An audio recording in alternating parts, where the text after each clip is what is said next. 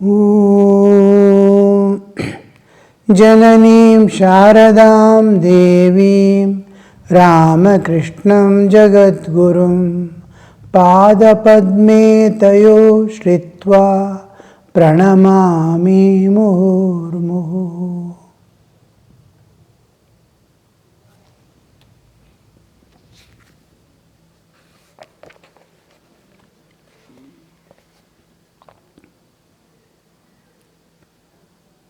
After other humbly said to Master, Sir, you have not been to our place for a long time.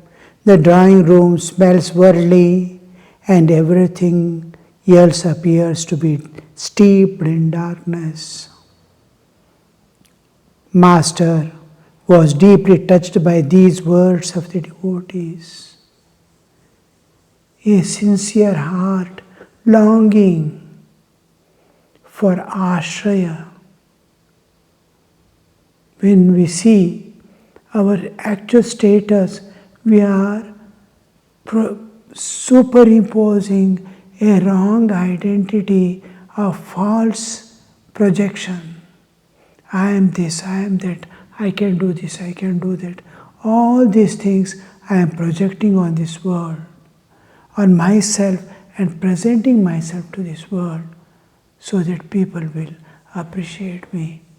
All these things are going to be destroyed. It's all, we are in a false world, unreal world. Nothing is there. We don't even understand. I am in deep waters. I am helpless. Nothing I can do in this world. I cannot change anybody. I cannot change myself. I cannot change what is happening. I cannot change my destiny. God has to do everything. That understanding doesn't come in man. When it comes, when he sees himself, vast infinite universe, each soul traveling from one life to another, spending constant suffering chasing him, desires driving him from within.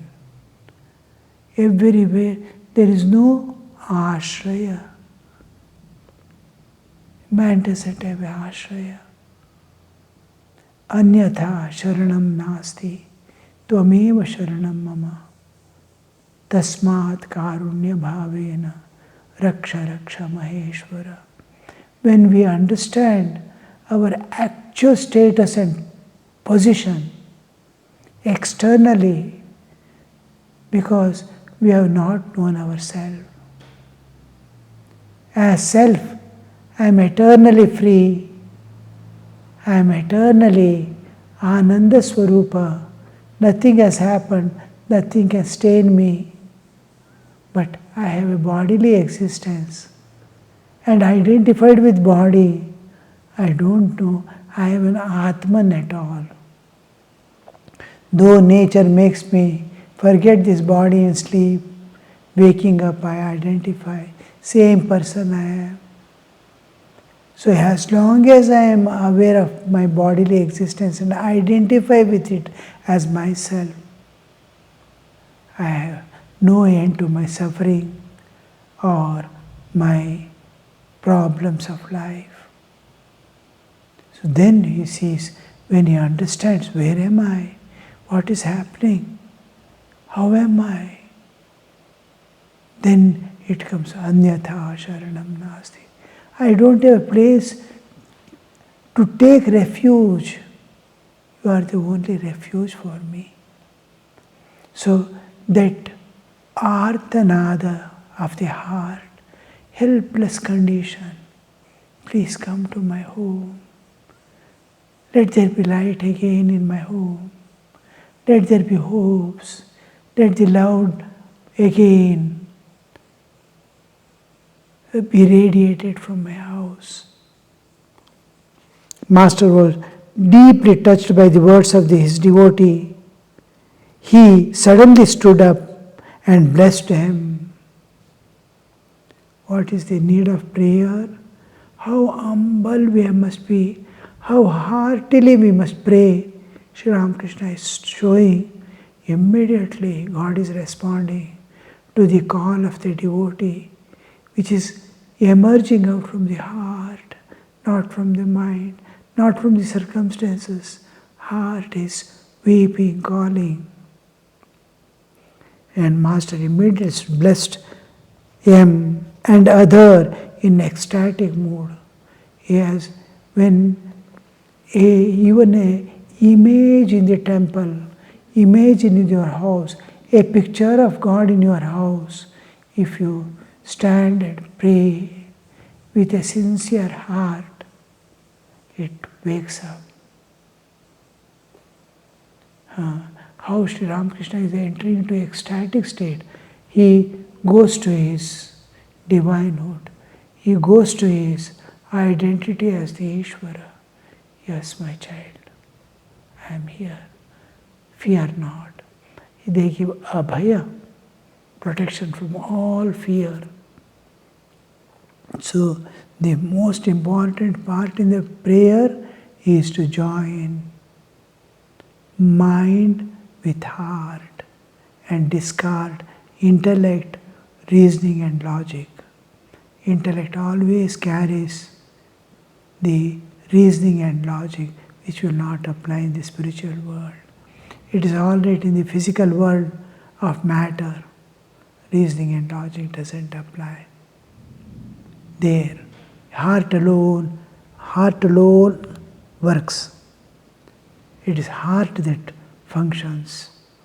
So, mind seeks, heart must join. Mind must join the heart and pray. And God responds. How He responds? He becomes the Lord of universe. Your Ishtadevata, you are seeing immediately, yes, He is the Lord of the universe. He comes as, look at the Bhagavad Gita, how Arjuna plays. Where all I can see you, how can I contemplate upon you? I don't understand, I'm seeing this bodily figure of yours. Then he goes on explaining, I am this there, I am this here. Finally, he goes to the level of revealing himself, his Vishwarupa. That small prayers, humility, each moment Arjuna is as a warrior with all power and divyastras and all that. He is slowly becoming humble and humble. Ego is falling off. Shaditvam mam prapannam. I have fallen at your feet. Guide me. And that prayer, helpless prayer. And for what? Nothing for him. All this whole warfield will be a graveyard. All these people are going to die. Maybe my enemies, maybe of my own side, they are all going to die. That compassion for all is praying. That makes Krishna give the assurance and make him console. Give him the Vishwarupa Darshana. And then he says, Nobody has seen this Vishwarupa, what you have seen now. And no more will any time there will be an occasion perhaps, may not be there when anyone sees this again. It is how God blesses his devotee, you see. The same way Sri Ramakrishna has stood up in an ecstatic mood, he is touching the head and blessing them, giving the assurance. It is called Abhaya, be fearless. Stood up and blessed him and other in an ecstatic mood, touching their heads and their hearts. Heart is to awaken the spiritual consciousness. Touching head is to whole bodily existence, to all the layers to become divinized. The whole person gets divinized. Heart awakens. In a voice choked with love, the Master said, I look upon you as Narayana himself. You are indeed my own. Narayana has two aspects. One, the all-pervading aspect, is also called Narayana. Antarbahishcha tat sarvam vyapya Narayana stitaha. Pervading all that is within and without, he stands.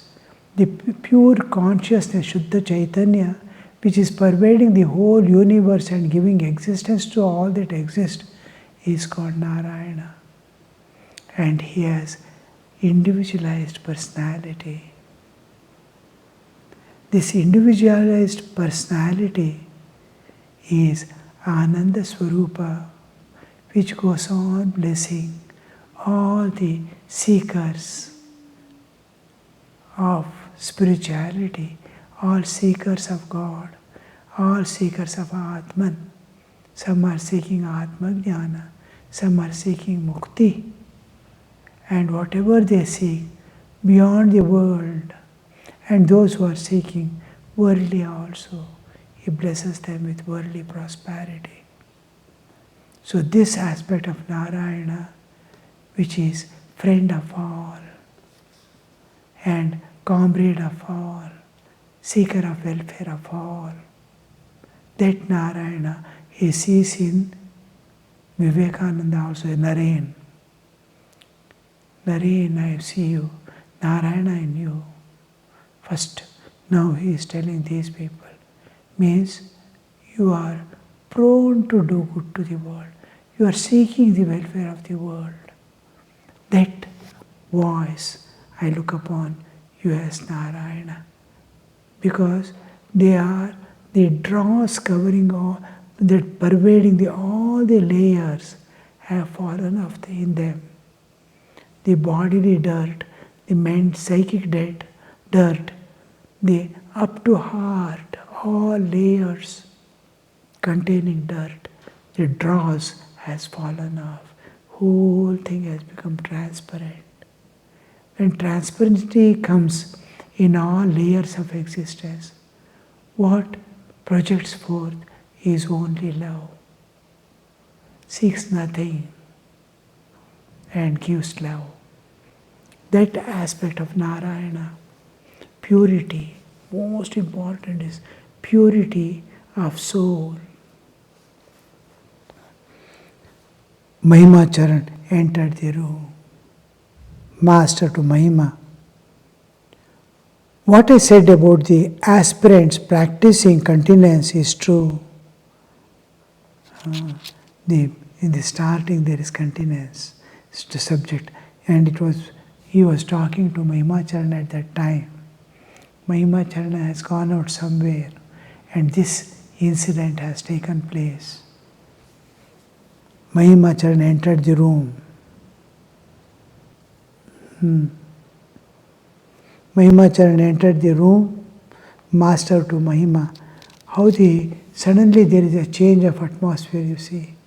He is as the Lord of the universe is blessing, and Master is coming to normalcy. Mahima Charan enters, and immediately seeing Mahima Charan, what he needs, each one, how the God attends to their needs.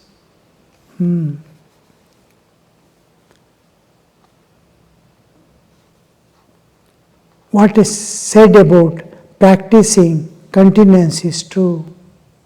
Without chastity, one cannot assimilate the teachings, because it is downward flow. It is draining the body and making the whole thing droop down. The consciousness is not Pranayama is one of the ways in which we awaken the consciousness, Chaitanya. I must be conscious. The more you are conscious, your consciousness, at subliminal level, your consciousness will make all love others. Still low consciousness, you are in looking after the family as mine. Still low, you are dipped in enjoyments. You don't even care for others in the family itself. You have become selfish, only your enjoyments, your enjoyments. Lowest level of consciousness is conscious of he and his enjoyments. When consciousness expands a little, he cares for his family. A little more it expands. He thinks of others. Now, this consciousness raises with continuance. Means the mind is not arrested by any objects of enjoyment. It is not draining away the energies. Body is not attached to any enjoyments. It is free. Everything is filled with consciousness, vigor, strength. Just giving yourself to the enjoyments, immediately, even legitimate enjoyments makes man guilty. Look at even in Indian context, the drunkards. They drink. They are afraid to face holy people. They avoid and move about. Children who are addicted to cell phone, they never like elders or other people. They avoid and run away. Relatives, friends, they don't want to meet because there is something which is not good for human existence and they are holding on to that. It is something like I am holding on to animalhood. So comes the problem. So here also is free. Mind is free. Heart is free. Body is free. Nothing is bound to anything. And the consciousness is expanding.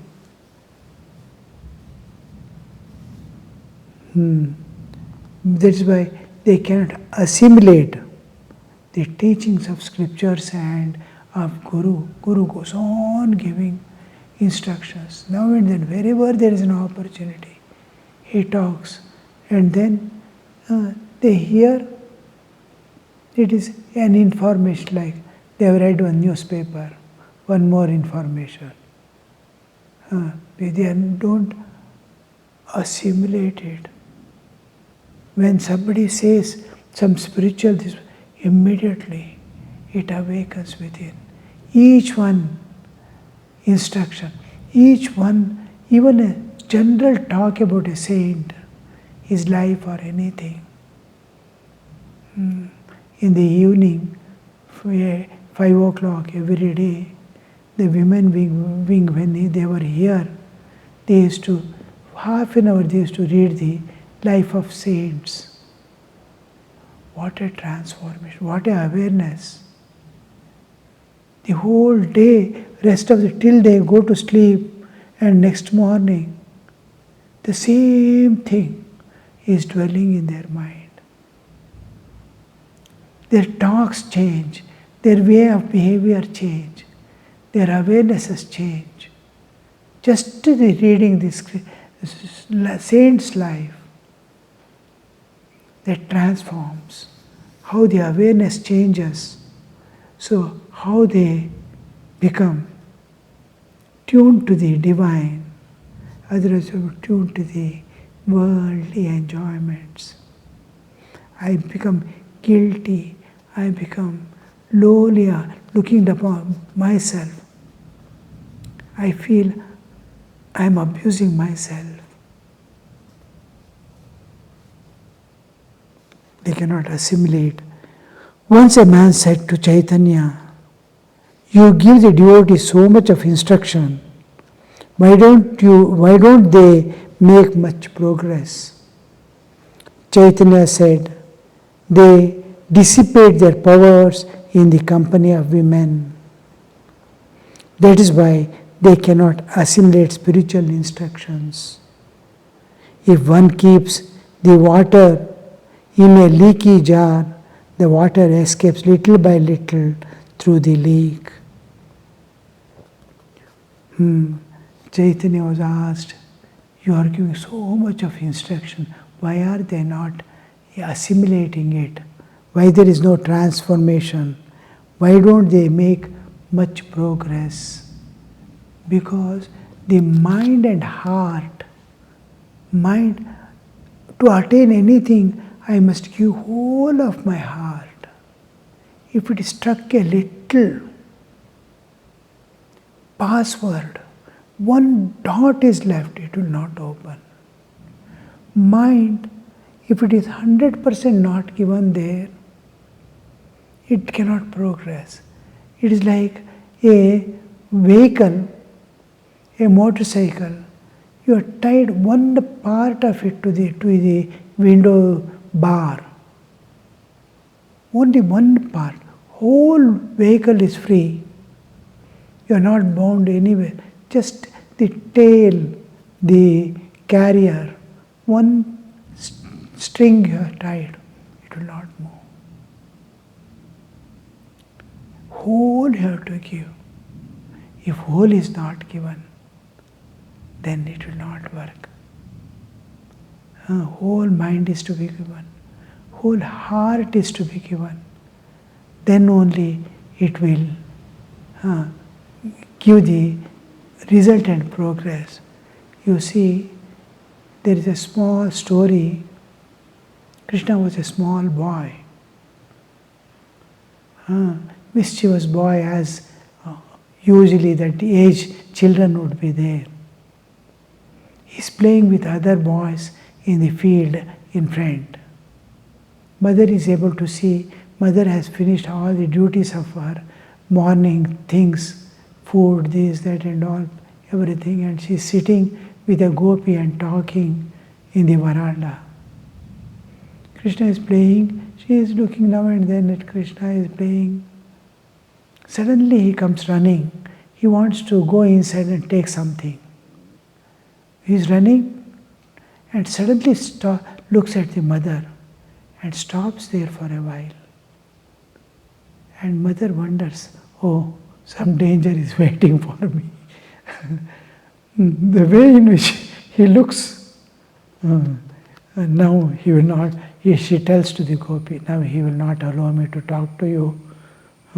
He has some idea now running in his mind. Slowly he starts walking towards mother. Mother is sitting and talking. Mother is having a beautiful flower in her head. A fine, fragrant flower. Its beauty is matchless beauty. She is put in her hairs. He goes to mother, puts his hand on her shoulder and says, "Mother, what a beautiful flower you have put in your head." She says, "Yes, but you did not give me," he says. Mother understands. Now he will not leave. "My child, I will give you just now. I will bring." She goes and exactly similar. He goes and brings 2-3 flowers, nice flowers, and gives to him. He doesn't. He is looking elsewhere. He has got angry like. He has become mute and looking elsewhere. "Oh, I understand. Now I will go." She takes a fine golden plate and goes, fine flowers she arranges in that and brings. "Now you take Lala." He doesn't even look at it. He is looking elsewhere and standing. His face is full of sadness. Mother feels hurt. After bringing this also, he doesn't take. Then she gets angry. Anger generates anger in others. She gets angry. She takes a huge basket, goes to the garden in the front, put all the flowers she puts in the basket and comes in, keeps in front of him. Now you take. He just looks at it. Tears fall from his eyes and he turns and goes away. Then, what to do? She tells to Gopi, look at him. He is not satisfied with anything. Every day something or other like this will be there. Now, I have plucked all the flowers. All plants are without flowers. I have given to him all flowers, yet he is not satisfied. And Gopi says, you have given all flowers, but one you are keeping. That one you are keeping, she is deserving. Gopi says, give that also. Then immediately she understands. Krishna, this flower also for you. She puts that in basket. Krishna comes running. He doesn't want flower. Hugs the mother. And he is so happy. Mother is also so happy. The thing is, if you give everything. Otherwise, I don't want. If you give. God wants everything. No self-reserving for one's own self. Giving. Total. This mind, whole mind, small attachments to enjoyments. You can't give your whole mind and whole heart to God. You can give your heart and mind to God and do all the work of the household. Mahima and other devotees remained silent. After a time, Mahima said, please pray to God for us that we may acquire necessary strength. Strength to, because they are all elderly people, having perhaps grown-up children or even grandchildren. Master, they have to come out totally from all enjoyments now. Be on your guard even now. It is difficult, no doubt, to check the torrent in the rainy season, but great deal of water has gone out. If you build the embankment now, it will stand. Here we are ending this chapter. Next chapter will be chapter 21, a day at Dakshineshwar. Om Shanti Shanti Shanti Hari Om Tat Sat Shri Ramakrishna Arpanamastu.